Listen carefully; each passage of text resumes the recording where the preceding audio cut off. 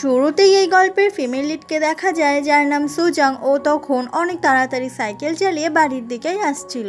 সুজাং যখন তাড়াহুড়ো করে নিজের বাড়ির খুব কাছে চলে আসে তখনই তার মায়ের যে ন্যানি রয়েছে সেই ন্যানি বলে যে আজকে নাকি বাড়ির সমস্ত বাটি বাসনপত্র বের করে সুজাংয়ের মা ঠিক করেছে সে আজকে কেক বানাবে। আসলে সুজাংয়ের মা ভীষণ পরিমাণে অসুস্থ আর মানসিক ভারসাম্যহীন, আর সেই জন্যই এই ন্যানি রয়েছে সে তার মায়ের দেখাশোনা করে। তারপরে গ্রিনারি নামের একটা ক্যাফেতে আবারও ছুটতে ছুটতে সুজাং চলে আসে। এই ক্যাফেতে বেকার হিসেবে কাজ করে সুজাং, মানে কেক পেস্ট্রি এসব বানানোই তার কাজ। আর এই ক্যাফের মালিকই হচ্ছে আমাদের গল্পের নায়ক যার নাম সেয়ংজেই। সুজাং যেহেতু কাজের মধ্যেই সে একবার বাড়িতে গিয়েছিল সেই জন্য এসেই আবারও হাতে ঝাড়ু নিয়ে কাজে লেগে পড়ে। কিন্তু সেয়ংজেই সুজাংয়ের ওপর অনেক বেশি রেগে যায়, কারণ কাজের মাঝখানে ও চলে গিয়েছিল, তার ওপর এখন এত রাত করে এখানে এসেছে। এই জন্য সেয়ংজেই সুজাংকে যা নয় তাই বলে বকাবকি করতে শুরু করে। সুজাং নিজের এই ভুলের জন্য অনেকবার করে সরি চায়, কিন্তু সেয়ংজেই সে তো কিছুই শুনতে চায় না। এই ক্যাফেতেই দুজন ওয়েটার হিসেবে কাজ করে, এর নাম হচ্ছে বিয়ং আর এই ছেলেটার নাম হচ্ছে উকজুন। এরা দুজন মিলে তখন সেয়ংজেইকে বলে যে এত রাগারাগি না করতে, কিন্তু সেয়ংজেই কারোর কথাই শোনে না। তখনই ওখানে অ্যানা নামের একটা মেয়ে চলে আসে। সবাই জানে সেয়ংজের ফিয়ান্সি এটা। সেয়ংজেই বলে আজকে ক্যাফে সবার নিজের নিজের কাজ করে চলে যাবে, আর শুধুমাত্র শেষ পর্যন্ত এই ক্যাফেতে আজকে একা থাকবে সুজাং। সে নিজের কাজ শেষ করবে তারপর এখান থেকে বেরোতে পারবে। সেয়ংজেই থেকে এরকম খারাপ ব্যবহার পাওয়ার পরে সুজাংয়ের মনটা তো ভীষণ খারাপ হয়ে যায়, কিন্তু তাকে তো আর এইভাবে দাঁড়িয়ে দাঁড়িয়ে কান্না করলে চলবে না। তাকে সমস্ত কাজ কমপ্লিট করে তারপর সে এখান থেকে যেতে পারবে। তবে এই ক্যাফেতে কাজ করা উকজুন আর বিয়ংয়ের সঙ্গে সম্পর্ক অনেক ভালো সুজাংয়ের।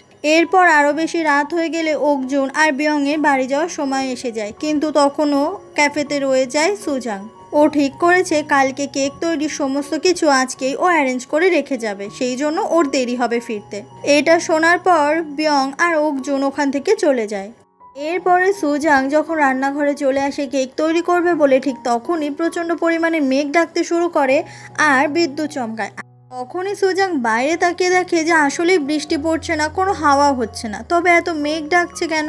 সুজাং শুনতে পায় যে ক্যাফের দরজাটা খুলে কেউ ভেতরে এসেছে। সুজাং বাইরে এসে দেখে যে একজন বৃদ্ধ মহিলা এই ক্যাফের ভেতরে চলে এসেছে। সুজাং তখন এসে বলে যে আজকে আমাদের ক্যাফেটা বন্ধ হয়ে গেছে। সেই মহিলা বলে বাইরে অনেক বৃষ্টি পড়ছে আর আমি শুধুমাত্র এই ক্যাফেটাই খোলা দেখতে পেলাম, আমি কি এখানে বৃষ্টি থামা পর্যন্ত অপেক্ষা করতে পারি? এটা শুনে সুজাং তখন রাজি হয়ে যায় আর বলে হ্যাঁ আপনি থাকতে পারেন। সুজাংয়ের তখন একটা জিনিস খুব অদ্ভুত লাগে যে বাইরে তো বৃষ্টি পড়ছে না, কিন্তু এই মহিলার জামা কাপড় ভিজে কেন? আর এই মহিলা এটাও বা বললো কেন যে বাইরে অনেক বৃষ্টি হচ্ছে? কিছুক্ষণ পরে সুজাং ওই বৃদ্ধ মহিলাকে কিছু খেতে দেয়। এরপরে আবারও সুজাং চলে আসে কিচেনের কাজ করার জন্য। তখন আবারও মেঘ প্রচণ্ড জোরে ডেকে ওঠে। সুজাং জানলার বাইরে তাকিয়ে দেখে না, এবারেও তো বাইরে বৃষ্টি হচ্ছে না।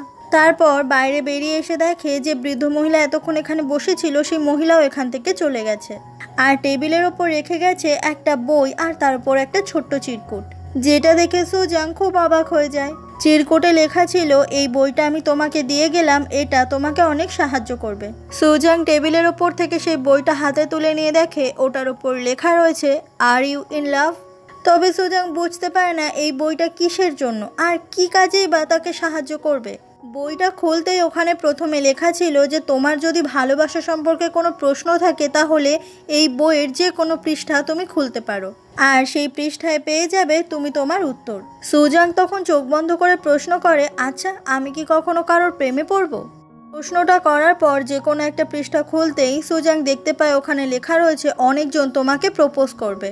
এটা দেখে সুজাংয়ের প্রচণ্ড অদ্ভুত লাগে। ঠিক সেই সময় ওখানে চলে আসে সেয়ংজেই আর বলে তুমি এখনো এখানে কি করছো? সুজাং তখন বলে আমি এতক্ষণ এখানে কাজ করছিলাম। সেয়ংজেই রেগে বলে তুমি এখানে এতক্ষণ কি কাজ করছিলে আর এত রাতে তোমার এখানে কি কাজ আছে? শুধু শুধু এত রাত পর্যন্ত সমস্ত ইলেকট্রিসিটি বিল বাড়াচ্ছ। সেয়ংজেই থেকে এই বকা শুনে আবারও খুব মন খারাপ হয়ে যায় সুজাংয়ের। এরপর সুজাং বাড়ি যাবে বলেও সাইকেলের ক্যারিয়ারে ব্যাগটা রাখতে গিয়ে দেখতে পায় সাইকেলের ক্যারিয়ারটা একদম বেঁকে গেছে, আর সেই জন্য ব্যাগটাও কিছুতেই ঢুকছিল না ওর ভেতর। এই সময় ক্যাফে থেকে সেয়ংজেই বেরিয়ে আসে আর ওখানেই সুজাংয়ের সাইকেলটা নিয়ে নেয়। সুজাং খুব অবাক হয়ে বলে, কি করছেন আপনি? সেয়ংজে বলে, আমি তোমাকে আজকে শুধুমাত্র রাইড দিতে চাইছি, কারণ আমি চাই না কালকে তোমার এখানে আসতে দেরি হোক। এরপরে সেয়ংজে ওই সাইকেলটা নিজের গাড়ির পেছনে রেখে দেয়। আর সুজাং সে তো খুবই ভয়ে ভয়ে সেয়ংজের গাড়িতে উঠে বসেছিল, আর সামনে তাকিয়ে দেখে সেয়ংজে নিজের গাড়িতে নিজের ছবি ঝুলিয়ে রেখেছে। আর তারপর সেয়ংজে গাড়িতে উঠে পড়ে আর গাড়িটা চালিয়ে সোজা নিয়ে যায় সুজাংকে ওর বাড়ির সামনে। সুজাংয়ের বাড়ির কাছে সেই গাড়ির পেছনের ডিগি থেকে সাইকেলটা বের করে তাড়াতাড়ি করে গাড়িতে আবার উঠে যায় সেয়ংজে। সুজাং তখন থ্যাংক ইউ বলবে, কিন্তু সেয়ংজে এসব পাত্তাই দেয় না। সুজাং বলতে থাকে, বস খুবই অদ্ভুত টাইপের মানুষ। সেই সময় সুজাংয়ের বাড়ির পাশে একটা লোক সুজাংয়ের কাছে আসে আর সুজাংকে সাথে সাথে প্রপোজ করে দেয়, যেটা দেখে সুজাংয়ের তো প্রচন্ড অদ্ভুত লাগে, কারণ এই লোকটাকে ও অনেকদিন ধরে চেনে। হঠাৎ করে এরকম প্রপোজাল পেয়ে সুজাং অনেকটা অবাক হয়ে যায়। তাই সুজাং বেশি কথা না বাড়িয়ে তাড়াতাড়ি করে ওখান থেকে চলে যায়। পরের দিন সকাল হয়ে গেলে সুজাং আবারও নিজের সাইকেলটা নিয়ে বেরিয়ে পড়ে ক্যাফেতে আসবে বলে। আর সেই সময় রাস্তায় সিগন্যালের জন্য যখন সুজাং অপেক্ষা করছিল, সেই সময় একটা ছেলে ওখানে আসে আর সুজাংয়ের নাম, সুজাং কোথায় থাকে এই সব ব্যাপারে জানতে চায়। আর তারপরে হুট করেই সুজাংকে প্রপোজ করে বসে। এটা দেখে সুজাং তো প্রচন্ড অবাক হয়ে যায় যে আজকাল কি হয়েছে, সবাই ওকে দেখে খালি প্রপোজ করতে আসছে। তো এরপর সুজাং ক্যাফেতে চলে আসে আর তখন ওই প্রপোজ করার ব্যাপারগুলোই ওর মাথায় ঘুরছিল। ওই ক্যাফেতেই অ্যানা নামের ওই মেয়েটা বসেছিল, যে সেয়ংজের ফিয়ান্সি। অ্যানা সুজাংকে দেখে বলে সে নাকি এতক্ষণ সুজাংয়ের জন্য এখানে বসেছিল, যেটা শুনে সুজাং খুব অবাক হয়ে যায়। অ্যানা বলে যে সে সুজাংয়ের হাতের বানানা কেকটা খেতে চায়। সেই সময় ওখানে সেয়ংজে চলে আসলে অ্যানা সেয়ংজেকে জড়িয়ে ধরে। তো বোঝাই যায় সেয়ংজে আর অ্যানা দুজনকে বেশ ভালোই বাসে। কিছুক্ষণ পরে সুজাং নিজের ড্রেস চেঞ্জ করে আবারও নিজের কাজে লেগে পড়ে। আর ঠিক সেই সময় ক্যাফেতে থাকা একটা ছেলে সোজা চলে আসে সুজাংয়ের কাছে। সেই ছেলেটা এসে বলে যে কেক কি তুমি বানাও? সুজাং বলে হ্যাঁ। ছেলেটা বলে ঠিক আছে, তোমার হাতটা দেখি। সুজাং তখন নিজের হাতটাও খুব ভালো করে দেখায়। ছেলেটা বলে, ও তোমার তাহলে কোনো বয়ফ্রেন্ড নেই? আর তারপরে এই ছেলেটা সবার সামনে সুজাংকে প্রপোজ করে বসে। সুজাংয়ের তখন তো প্রচন্ড অদ্ভুত লাগছিল, কি বলবে কি করবে কিছু বুঝতেই পারছিল না। আর ওইখানে পাশে দাঁড়িয়ে দাঁড়িয়ে এই সমস্ত কিছুই সেয়ংজে দেখতেও পায় আর শুনতেও পায়। ছেলেটা ওখান থেকে চলে গেলে ওকজুন আর বিয়ং দুজন মিলে এই ছেলেটার প্রপোজালের ব্যাপারটা নিয়ে আলোচনা করতে থাকে। ছেলেটা আবার ওর সঙ্গে যোগাযোগ করার জন্য একটা কার্ডও দিয়ে যায়। সুজাং বলে, এই ঘটনাটা আজকাল আমার সঙ্গে প্রায়শই ঘটছে, এমন কিছু নতুন ব্যাপার নয়। কিছুক্ষণ পরে সুজাং নতুন এক ধরনের পেস্ট্রি বানায় আর ঠিক সেই সময় ওখানে চলে আসে সেয়ংজে। সুজাং সেয়ংজেকে এই নতুন পেস্ট্রিটা টেস্ট করতে বলে। সেয়ংজে তারপর ওটা যখনই গালে নেয়, তারপরে ওর এতটাই এটা বাজে লাগে যে ও সাথে সাথে ফেলে দেয়, যেটা দেখে সুজাংয়ের মনটা অনেক খারাপ হয়ে যায়, কারণ ও অনেক কষ্ট করে এটা অনেক সময় ধরে বানিয়েছে। সুজাং সেও তখন একটু কেক টেস্ট করে আর দেখে যে সত্যি এটা খেতে অতটাও ভালো হয়নি। সেয়ংজে তখন ওখানে থাকা সেই ছেলেটার দেওয়া কার্ডটা হাতে নিয়ে বলে, তুমি বোধহয় আজকাল ডেটিংয়ে একটু বেশি ব্যস্ত হয়ে যাচ্ছ, আর সেই জন্যই তোমার হয়তো কাজে মন নেই। কথাগুলো বলে সেয়ংজে ওখান থেকে চলে যায়।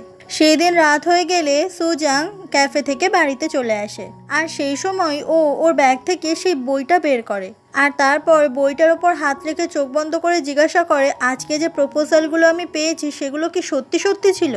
তারপরে একটা পৃষ্ঠা খুলতেই ওখানে লেখা ছিল যে এটা ভেবো না যে তোমাকে প্রপোজ কেউ করবে, এটা অসম্ভব, তবে এরকম কিছুর জন্য তুমি তৈরি থাকো।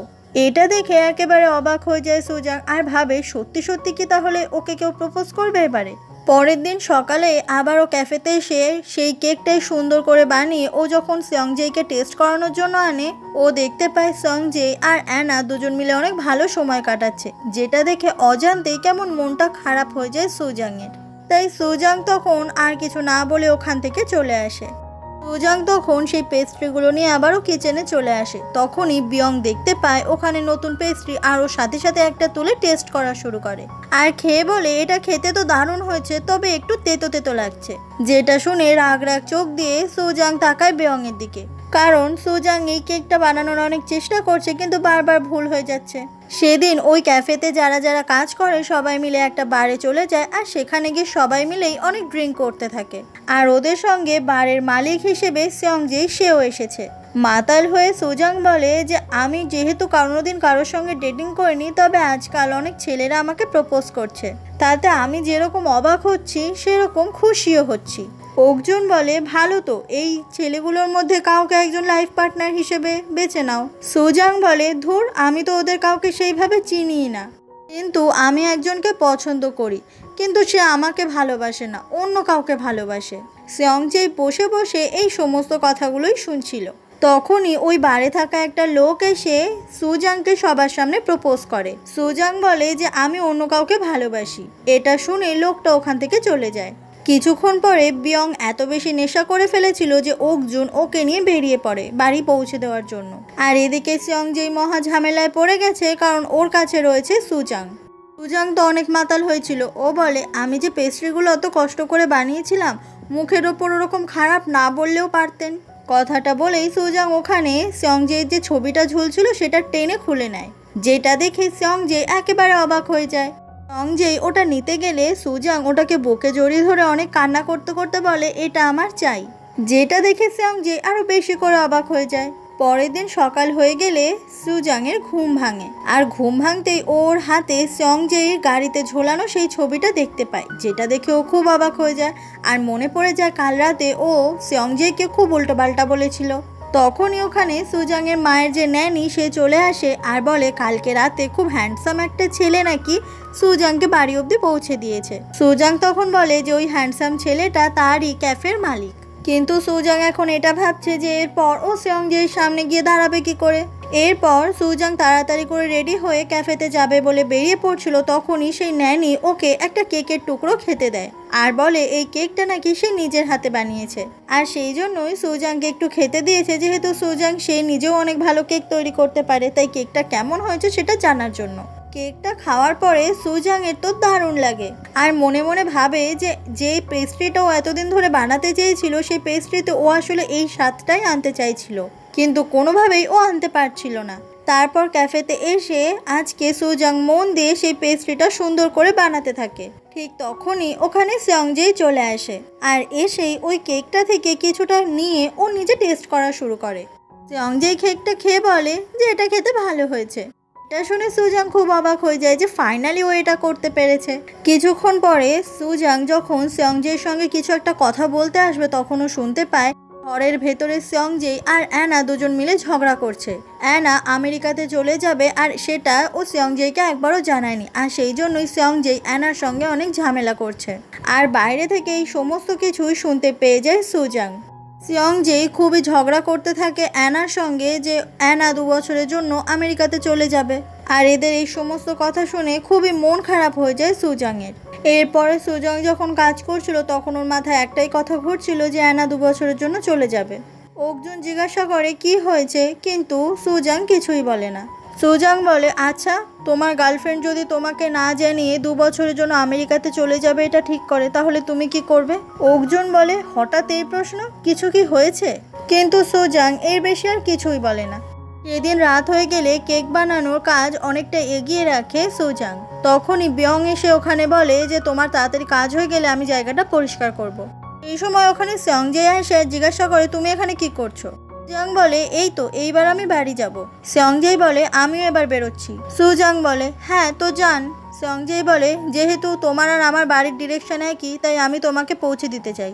এটাতে সুজাং সে তো একেবারেই রাজি হয় না। সেয়ংজে বলে কালকের ব্যাপারটা নিয়ে তোমার সঙ্গে আমার কথা আছে। তখনই সুজাংয়ের মনে পড়ে যায় কালকে ড্রিঙ্ক করে ও সেয়ংজে ছবিটা ছিঁড়ে ফেলেছিল, তো সেই জন্যই হয়তো সেয়ংজে আজকে ওর সঙ্গে এই নিয়ে কথা বলবে। সেয়ংজে বলে আমি বেশিক্ষণ অপেক্ষা করবো না, তাড়াতাড়ি চলে এসো। কথাটা বলে সেয়ংজে ওখান থেকে চলে যায় আর মহা বিপদে পড়ে যায় সুজাং। এরপর সেয়ংজে সুজাংয়ের যে সাইকেলটা ওটা গাড়ির ডিকিতে রেখে দেয়। সুজাং তখন বারবার বলে যে আমি একাই বাড়িতে চলে যেতে পারবো। সেয়ংজে বলে কেন, আমার সঙ্গে যেতে তোমার আপত্তি আছে? সেই সময় ওখানে অ্যানা চলে আসে, আর অ্যানা কিছু না বলেই সেয়ংজে গাড়ির সামনে গিয়ে বসে পড়ে, যেটা দেখে সেয়ংজে আর সুজাং দুজনেই অবাক হয়ে যায়। সেয়ংজে এসে বলে তুমি কি করছো, নেমে যাও। অ্যানা বলে না, আমার তোমার সঙ্গে কিছু কথা আছে। আসলে সেয়ংজে এখনো পর্যন্ত অ্যানার ওপর রেগে রয়েছে, আর দূরে দাঁড়িয়ে সুজাং এটা খুব ভালোই বুঝতে পারে যে সেয়ংজি এখনো অ্যানার উপর রেগে আছে বলে অ্যানাকে গাড়ি থেকে নামানোর চেষ্টা করছে। সেয়ংজি তখন অ্যানাকে জোর করে গাড়ি থেকে নামাতে গেলে সুজাং ওখানে চলে আসে আর বলে, তোমরা ঝগড়া করো না, তোমরা দুজন না একে অপরকে ভালোবাসো, তাহলে কেন ঝগড়া করছো? আমার মনে হয় তোমাদের দুজনে কথা বলে সমস্ত কিছু মিটিয়ে নেওয়াই ভালো হবে। কথাটা বলে মন খারাপ করে সুজাং ওখান থেকে চলে আসে। সুজাংয়ের মুখে এই কথাগুলো শুনে খুবই অবাক হয়ে যায় সেয়ংজি।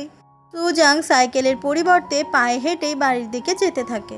এদিকে ক্যাফে থেকে সুজাংয়ের বাড়িটা এতটাই দূরে যে হাঁটতে হাঁটতে প্রচণ্ড পায়ে ব্যথা শুরু হয়ে যায় সুজাংয়ের, কারণ ওর সাইকেলটা তো সেয়ংজির গাড়ির পেছনে ছিল আর সেই জন্য এতটা রাস্তা হাঁটতেও অনেক কষ্ট পাচ্ছিল সুজাং।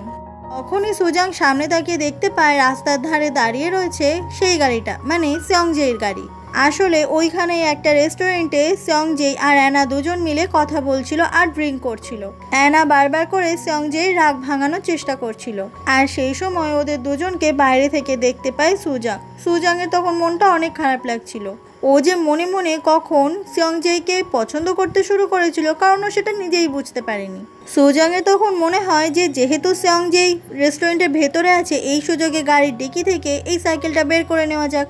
গাড়ির ডিকি খুলতে গেলেই হঠাৎ করে গাড়িতে এমার্জেন্সি সিগন্যাল এর আওয়াজ শুরু হয়ে যায় আর এই আওয়াজটা শুরু হতেই তাড়াতাড়ি করে সুজাং ওখানে লুকিয়ে পড়ে যাতে ধরা না পড়ে যায়। আর সেই জন্য ওর সাইকেলটা আর ওর নেওয়া হয় না আর ও ওখান থেকে পালিয়ে যায়।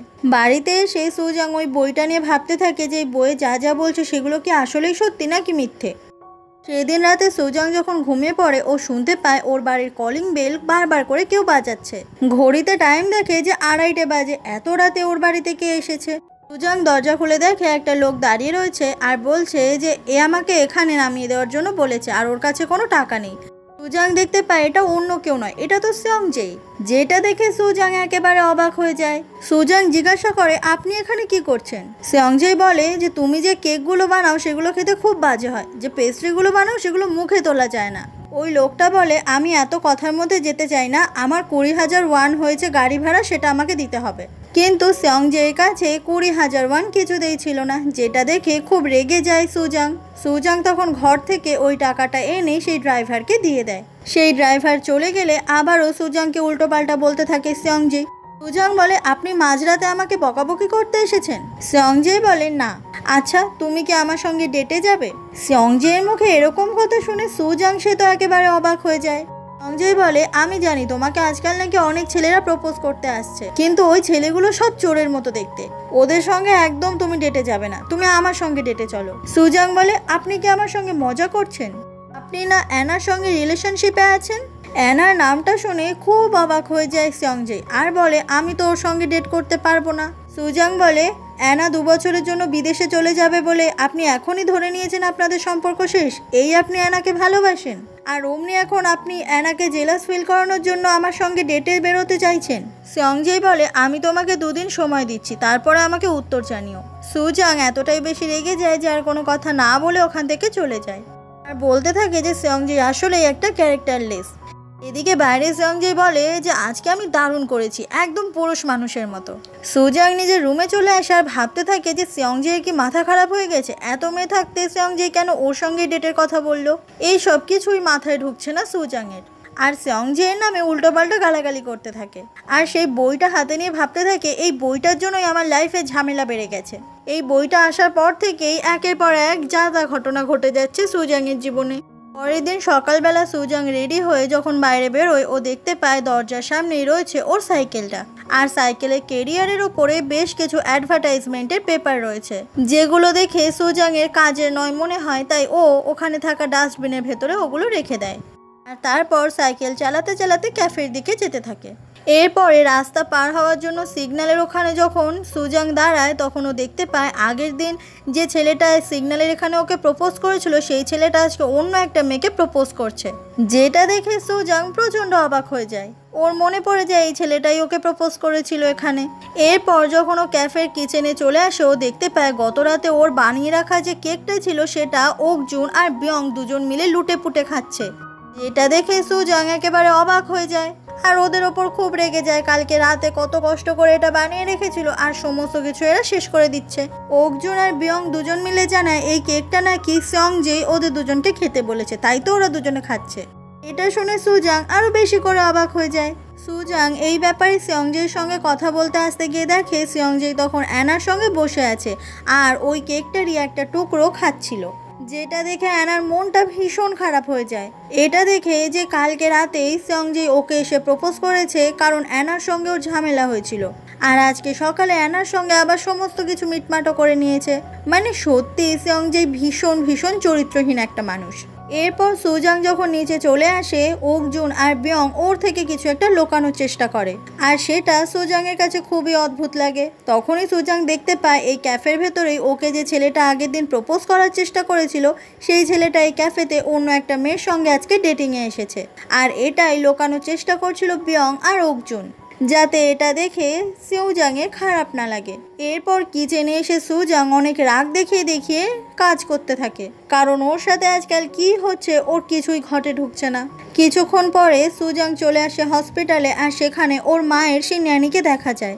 আসলে সুজাংয়ের মায়ের অবস্থা আগের থেকে আরও বেশি খারাপ হয়েছে, সেই জন্যই ডাক্তারের কাছে কিছু টেস্ট করাতে নিয়ে এসেছে, আর টেস্টের রিপোর্টে বেরিয়েছে যে আগের থেকে অবস্থা ভীষণ খারাপ হয়ে গেছে সুজাংয়ের মায়ের।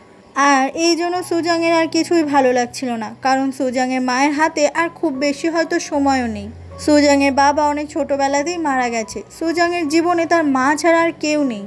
সেদিন রাত হয়ে গেলে সুজাং যখন বাড়ির কাছে আসে, ও দেখতে পায় ওর বাড়ির পাশের যে ছেলেটা ওকে আগের দিন প্রপোজ করেছিল, সে ডাস্টবিনের ভেতর থেকে সেই অ্যাডভার্টাইজমেন্টের পেপারগুলোকে খুঁজছিল। তখনই দেখা যায় ওই ছেলেটার সঙ্গে আরেকটা ছেলে আসে কথা বলতে, আর ওদের দুজনের কথা শুনে বোঝা যায় যে আসলে সুজাংয়ের পাশের বাড়ির যে ছেলেটা ওকে প্রপোজ করেছিল সেই ছেলেটা আসলে গে। আর যেটা দেখার পরে সুজাং একেবারে অবাক হয়ে যায়, আর এই নতুন ছেলেটা সেটা হচ্ছে ওই পাশের বাড়ির ছেলেটার বয়ফ্রেন্ড। মানে যারা যারা সুজাংকে প্রপোজ করেছিল তারা কেউই আসলে সুজাংকে কখনো ভালোই বাসেনি। এই সমস্ত কিছু দেখে সুজাংয়ের মাথা আরো বেশি করে খারাপ হয়ে যায়। সেই সময় ওখানে সিয়ংজে নিজে গাড়ি নিয়ে চলে আসে, আর ওই দুটো লোককে উল্টোপাল্টা বলতে থাকে, কারণ ওরা এতক্ষণ সুজাংয়ের সঙ্গে খারাপ ব্যবহার করছিল। আর তাদের মধ্যে একটা লোক সিয়ংজেকে খুব জোরে মারে, আর তারপর সিয়ংজে সেও ওই দুটো লোককেই ধরে পেটায়, আর ওরা দুজনে ওখান থেকে পালিয়ে যায়। আর এইসব মারপিট দেখে সুজাং সে তো ভীষণ ভয় পেয়ে যায়। কিছুক্ষণ পরে সুজাং কিছু কোল্ড ড্রিঙ্কের প্যাকেট কিনে আনে, সেটা সিয়ংজের আঘাত লাগা জায়গায় দেবে বলে। সিয়ংজে বলে, এবার থেকে তুমি বাড়িতে আর কোনোদিনও একা যাবে না। সুজাং বলে, ঠিক আছে, কিন্তু আপনি এত রাতে আমার বাড়ির সামনে গিয়েছিলেন কেন? সিয়ংজে বলে, কালকে মাঝরাতে আমি তোমার বাড়িতে গিয়েছিলাম। সুজাংয়ের তখন মনে পড়ে যায় কালকে মাতাল অবস্থায় সিয়ংজে ওর বাড়ির সামনে এসেছিল, আর এই কথা মনে পড়তেই সুজাং একেবারে অবাক হয়ে যায়। সুজাং তখন ভয়ে ভয়ে বলে, হ্যাঁ, আপনি কালকে আমার বাড়িতে গিয়েছিলেন। আসলে সুজাংয়ের এটা নিয়ে চিন্তা হচ্ছে সিয়ংজে হয়তো এক্ষুনি জিজ্ঞাসা করবে যে তুমি আমার সঙ্গে ডেটে বেরোবে কিনা, কারণ আগের দিন রাতে মাতাল অবস্থায় এই কথাটাই তো সিয়ংজে সুজাংকে বলেছিল। কিন্তু তখন সিয়ংজে বলে, কালকে ট্যাক্সি ড্রাইভারের টাকাটা কি তুমি পে করেছিলে? কারণ আমার মনে পড়ছে না আমি ট্যাক্সি ড্রাইভারকে পে করেছিলাম বলে। সুজাং তখন বলে, হ্যাঁ, আমি পে করেছিলাম। এরপরে সুজাং বাড়িতে চলে আসে, আর ওর হাতে 20,000 ওয়ান দেখা যায়, মানে সিয়ংজে ওকে টাকাটা ফেরত দিয়ে দিয়েছে। সুজাং তখন ব্যাগ থেকে সেই বইটা বের করে আর বলে, সব তোমার জন্য হচ্ছে। আর তারপরে একটা পৃষ্ঠা খুলতেই ওখানে লেখা ছিল, তুমি তোমার পছন্দের মানুষের সঙ্গে খুব তাড়াতাড়ি সময় কাটাতে পারবে, আর এটা খুব হট হবে। এরকম লেখা দেখে একেবারে অবাক হয়ে যায় সুজাং, আর বুঝতে পারে না এর মানে কি। পরের দিন সকালে সুজাং যখন সাইকেল নিয়ে কাজে বেরোচ্ছিল, তখনই ও দেখতে পায় ওর বাড়ির সামনে সেই জিয়ং গাড়ি নিয়ে দাঁড়িয়ে রয়েছে, আর ওর দিকে ড্যাব ড্যাব করে তাকিয়ে আছে। সুজাং খুব অবাক হয়ে জিজ্ঞাসা করে, আপনি এখানে কি করছেন? সিয়ংজে তখন খুব ভালোভাবে হাসি মুখে মুখে বলে, গাড়িতে উঠে পড়ো। আর সিয়ংজের মুখে এরকম হাসি দেখে সুজাং একেবারে অবাক হয়ে যায়, কারণ সিয়ংজে এর আগে ওর সঙ্গে কখনো হেসে হেসে কথাই বলেনি। এরপরে সুজাং যখন সিয়ংজের গাড়ি করে ক্যাফের সামনে নামে, এটা দেখে ওকবুন সেটা দেখে খুবই অবাক হয়ে যায়। সুজাং হাতে ওই বইটা নিয়ে ভাবতে থাকে, এই বইটা আমার জীবনে আসার পর থেকেই আমার সাথে অনেক অদ্ভুত ঘটনা ঘটছে, তাই এবার এই বইটার আসল সত্যিটা আমাকে জানতেই হবে। ওখানে তখন একটা পৃষ্ঠা খুলতেই লেখা ছিল, তুমি এক ধাপ এগিয়ে যাও, ঠিক তখনই তুমি তোমার পেছনে তোমার ভালোবাসার মানুষকে দেখতে পাবে। যেটা দেখে খুবই অদ্ভুত লাগে সুজাংয়ের। সুজাং চোখ বন্ধ করে সেই সময় এক স্টেপ আগায়, আর তখনই পেছনে সিয়ংজে চলে আসে। আর সিয়ংজেকে এখানে হঠাৎ করে দেখতে পেয়ে সুজাং একেবারে অবাক হয়ে যায়। তখনই প্রচণ্ড অবাক হয়ে সুজাং ওখান থেকে দৌড়ে পালিয়ে যায়, যেটা দেখে সিয়ংজে খুব অবাক হয়ে যায়। এই সময় নিচে সিয়ংজেই ওই বইটা পড়ে থাকতে দেখে আর ওটা তুলে একটা পৃষ্ঠায়ও লেখা দেখতে পায় যে তুমি কি তাকে অলরেডি ভালোবেসে ফেলেছো। এরপর সুজাং যখন কাজ করছিল ওর মনে হচ্ছিল যে তাহলে কি সেই মানুষটা অন্য কেউ নয়, সিয়ংজেই সেই কি তার মনের মানুষ হতে চলেছে। এদিকে এইসব ভাবার চক্করে ওর রান্না থেকে পুরো পুড়ে ধোয়া বেরোচ্ছিল। অন্যদিকে অ্যানা আর সিয়ংজেই যখন ছিল তখন ওরা দুজন মিলে আলোচনা করছিল কিছুর একটা উত্তরের ব্যাপারে। অ্যানা বলছিল আমি চাই তোমরা দুজন মিলেই ওখানে যাও। এদিকে রান্নাঘরে ওই খাবারটা পোড়া লেগে পুরো আগুন ধরে যায় আর এই আওয়াজ শুনে ওখানে সবাই মিলে যখন চলে আসে তখন রান্নাঘরে আগুন অলরেডি লেগে গেছে। সিয়ংজে তখন নিজের জ্যাকেটটা খুলে ওই আগুনটাকে নেভানোর চেষ্টা করে আর এত ধোয়ার জন্য ওখানে সবারই অনেক কষ্ট হচ্ছিল। সেই জন্য কিছুক্ষণ পরে অ্যাম্বুলেন্স ওখানে চলে আসে। অ্যানা তখন হসপিটালে যাবে বলে সিয়ংজের সঙ্গে অ্যাম্বুলেন্সে উঠে পড়ে। তখন অ্যাম্বুলেন্সের ভেতরের লোক বলে যে পেশেন্টের সঙ্গে একজনই অ্যাম্বুলেন্সের ভেতরে যেতে পারবে। এদিকে সুজাং সেও যেতে চাইছিল সিয়ংজের সঙ্গে। আসলে রান্নাঘরের ভেতর ওই পুড়ে গিয়ে অনেক ধোয়া হচ্ছিল বলে সেখানেই অজ্ঞান হয়ে গিয়েছিল সিয়ংজেই। অদ্ভুতভাবেই সেখানে ওই বইটা পড়ে থাকতে দেখে সুজাং আর পৃষ্ঠা খুলতে ওখানে লেখা ছিল সাহস আনো। এটা দেখে অনেকটা সাহস নিয়ে সুজাং তখন বলে অ্যানাকে যে আমি সিয়ংজের সঙ্গে যেতে চাই। এটা শোনা মাত্রই অ্যানা অ্যাম্বুলেন্স থেকে নেমে যায় আর সুজাং অ্যাম্বুলেন্সে উঠে পড়ে।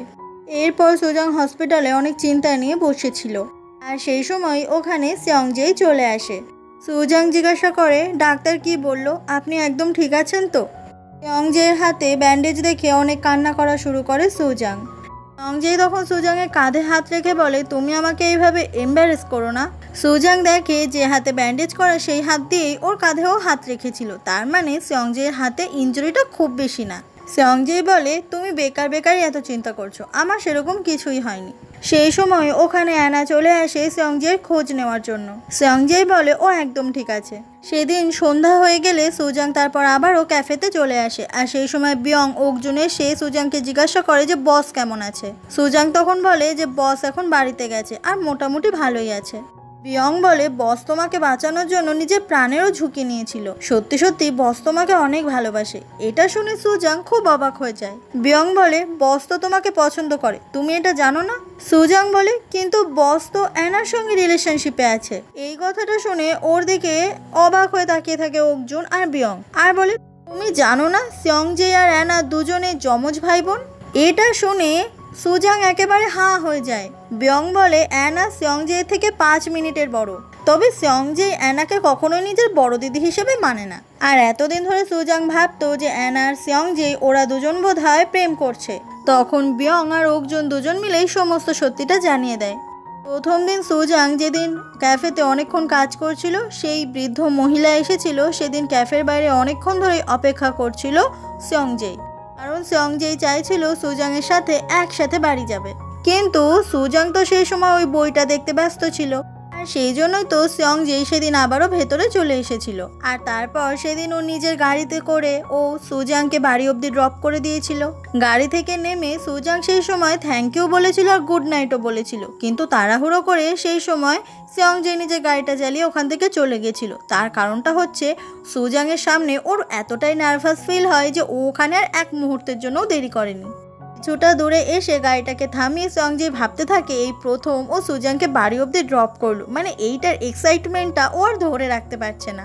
আর ওর তখন নিজের ওপর খুব রাগ হতে থাকে যে কেন ও যখনই সুজাংয়ের সামনে যায় ও সুজাংয়ের সাথে খারাপ ব্যবহার করে ফেলে। সেদিনই সিয়ংজেই ওর মিরারে দেখতে পেয়েছিল সেই পাশের বাড়ির ছেলেটা প্রপোজ করছিল সুজাংকে, আর সেদিন ওই গাড়ির ভেতরেই বিয়ং ছিল আর সেটা একদমই জানতো না সিয়ংজে, কারণ বিয়ংকে দেখে ও খুবই অবাক হয়ে যায়। আর সেদিন বিয়ং এই সমস্ত সিক্রেটগুলো জানতে পেরেছিল সিয়ংজে থেকে। সেদিন রাতে বাড়িতে এসে সুজাং কিছুতেই ঘুমাতে পারছিল না, এটা ভেবে যে ওর বস নাকি ওকে এতদিন ধরে লাইক করেছে, মানে এটা কি ভাবা যায়?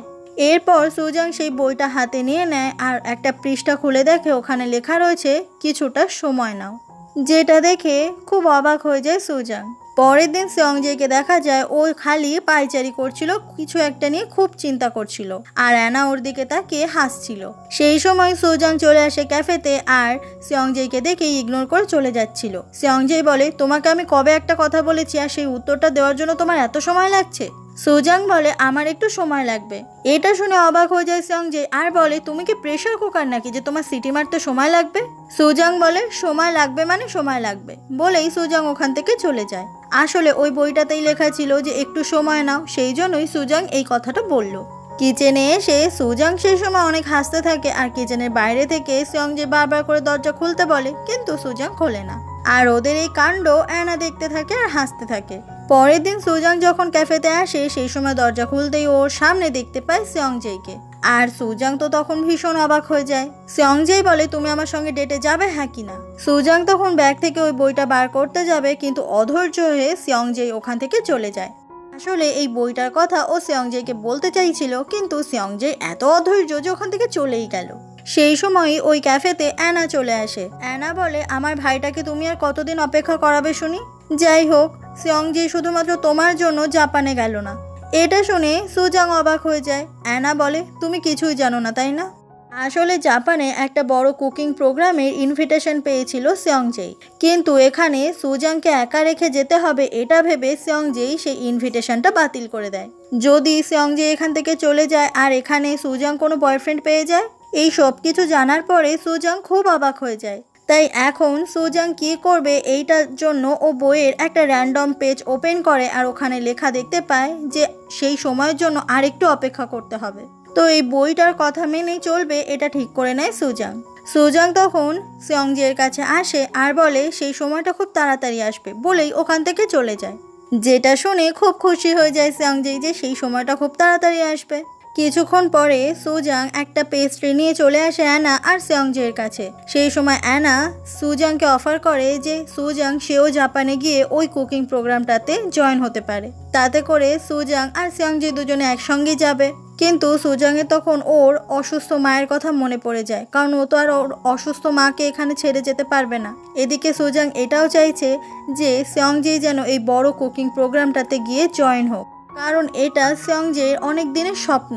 তাই সুজাং এখন বুঝতে পারছে না ও ঠিক কি করা উচিত। এদিকে সুজাংকে এখানে একা রেখে সেয়ংজে সে তো জাপানে যাবেও না।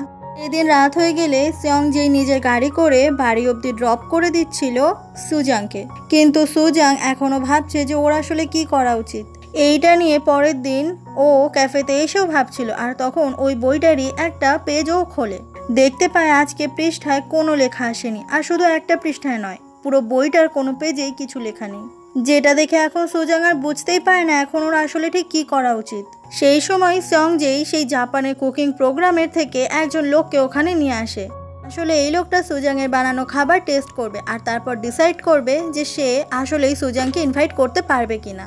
সেই জাপানিজ লোক সুজাংয়ের হাতে বানানো সেই পেস্ট্রি টেস্ট করে আর তার এটা খুব ভালো লাগে খেতে, আর সেই প্রোগ্রামের ইনভিটেশন লেটারটা সেই লোকটা দিয়ে দেয়।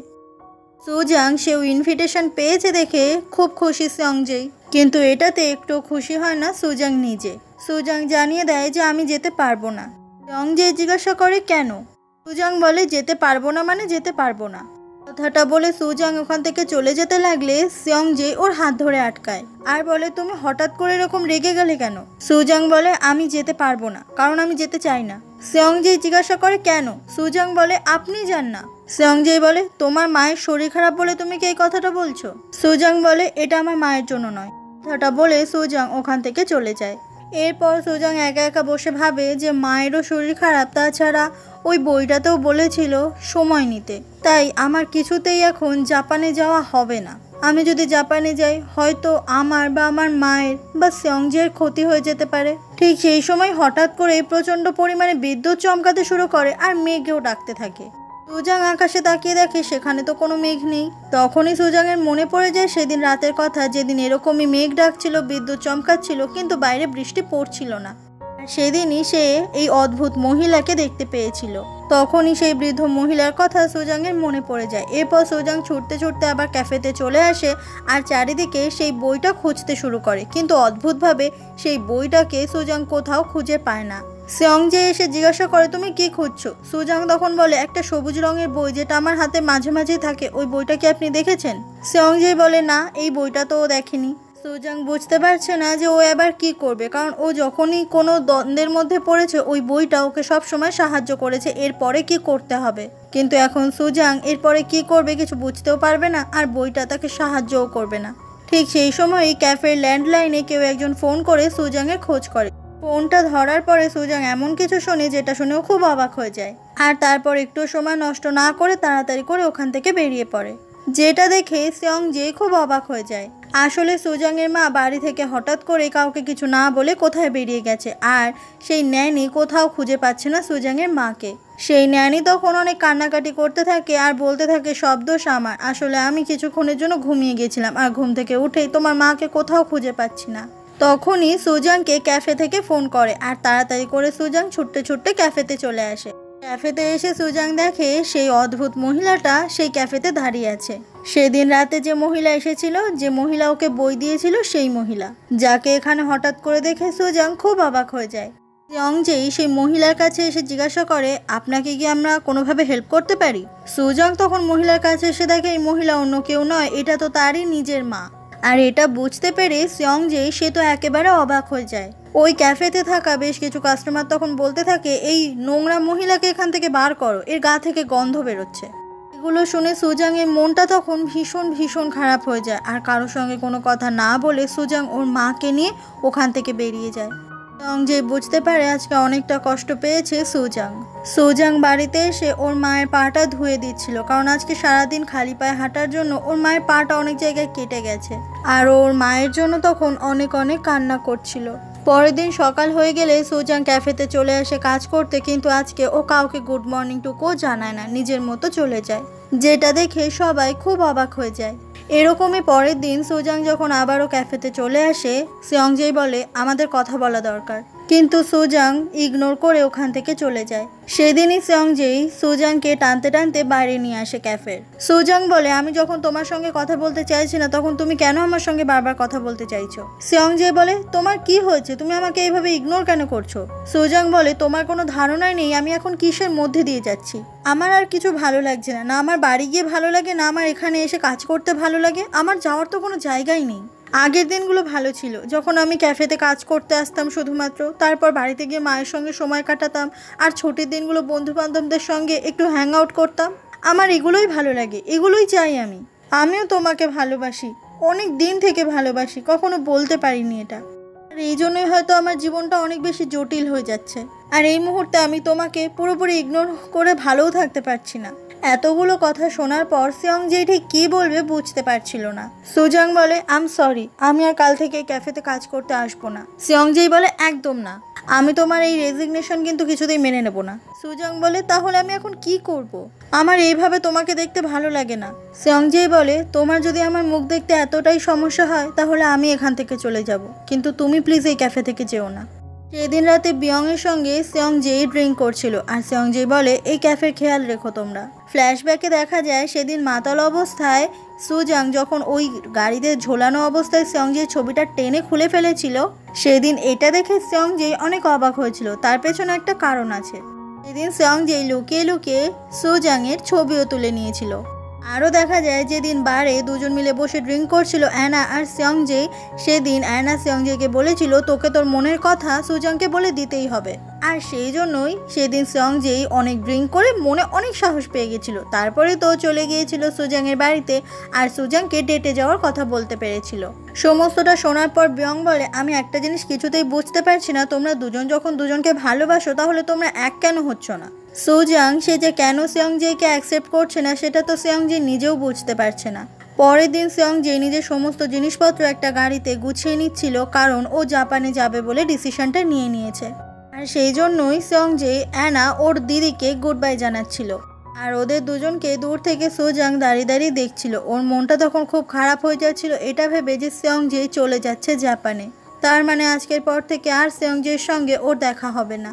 সেই দিনই রাতে ক্যাফে থেকে কাজ সেরে ও যখন বাড়ির দিকে যাবে বলে সাইকেলটা নিচ্ছিল, তখনই ও একটা জিনিস দেখে খুব অবাক হয়ে যায়, যে সাইকেলটার ক্যারিয়ারটা বেঁকে গিয়েছিল সেই সাইকেলের ক্যারিয়ারটা আজকে একদম ঠিকঠাক। আসলে জাপানে চলে যাওয়ার আগে সেয়ংজেই এই সাইকেল ক্যারিয়ারটাকে ঠিক করে দিয়েছিল। আর তারপর সুজাং সেই সাইকেলটা চালিয়েই বাড়ির দিকে আসছিল, আর ওর তখন সেয়ংজের কথা খুব মনে পড়ছিল। এভাবে দেখতে দেখতে 6 মাস কেটে যায়।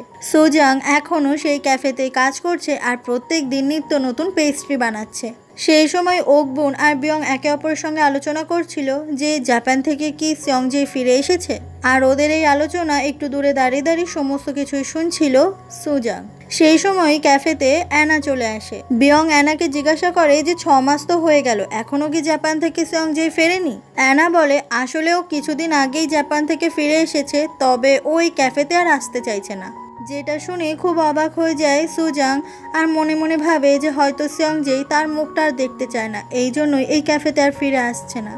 সেদিন রাতে সুজাং যখন বাড়িতে ফিরে আসে, ওর সেই ক্যাফের ইউনিফর্ম, টুপি সমস্ত কিছু একটা ব্যাগে ভরে রাখছিল, কারণ ও ডিসাইড করে নিয়েছে ও এই চাকরিটা ছেড়ে দেবে, কারণ ওর জন্যই তো সেয়ংজে এই ক্যাফেতে আর ফিরছে না।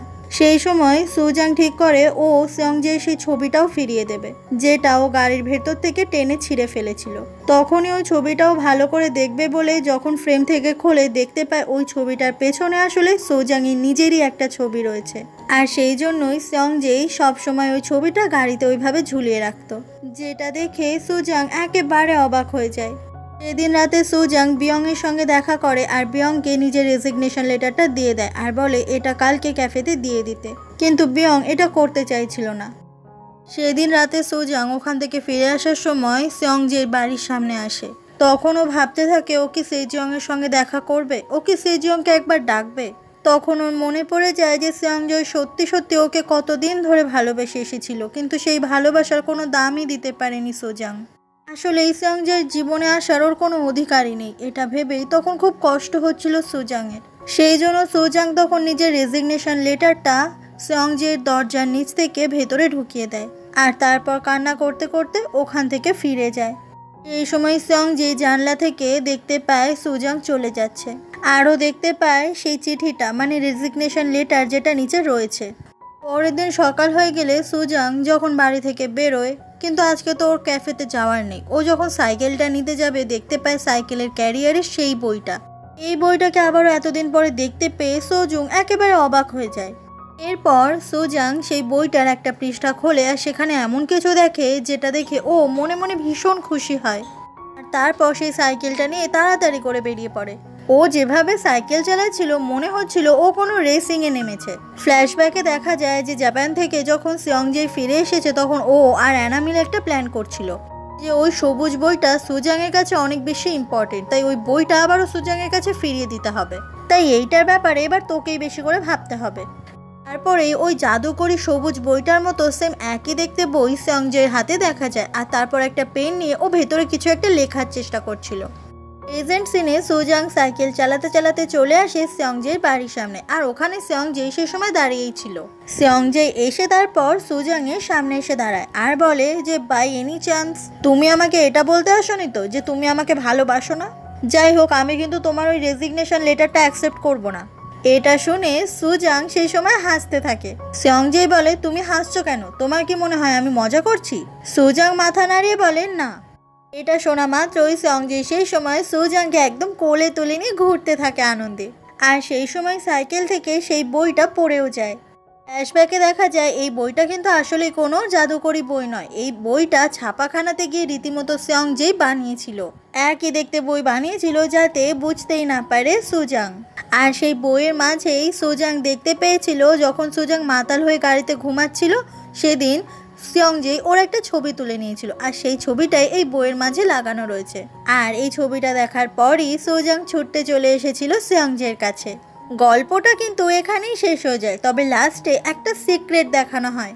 সুজাংয়ের যে মা অসুস্থ, তার যে ন্যানি রয়েছে, সেই ন্যানি সুজাংয়ের মায়ের জন্য খাবার নিয়ে আসে। আর অদ্ভুতভাবেই সুজাংয়ের মা তখন হাসছিল। তো বোঝাই যায় যে সুজাংয়ের মায়ের কাছে নিশ্চয়ই কোনো জাদুকরি শক্তি ছিল, কারণ সেদিন সুজাংয়ের মাই ওরকম সেজে গিয়েছিল ক্যাফেতে, আর সেই জাদুকরি বইটা রেখে দিয়েছিল সুজাংয়ের জন্য। কারণ এরপর ঠিক একই সাজে সুজাংয়ের মাকে দেখা গিয়েছিল ওই ক্যাফেতেই।